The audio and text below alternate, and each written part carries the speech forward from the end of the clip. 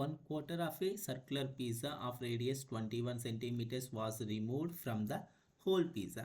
What is the perimeter of the remaining pizza? That means the arc length plus radius. So perimeter is equal to length of arc plus radius. So length of arc formula, so theta by 360 into 2 pi r plus 2r.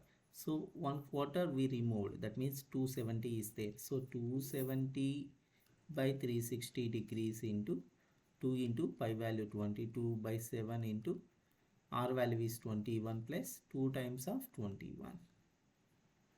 So do the cancellation, 93s, 94s, 2 1s, 2 2s, 2 1s, 2 11s, 7 1s, 7 3s, 3 3s are 9, 9 11s are 99 plus 2 times of 21, that is 42. 99 plus 42, it is 141 centimeters. So B is our answer.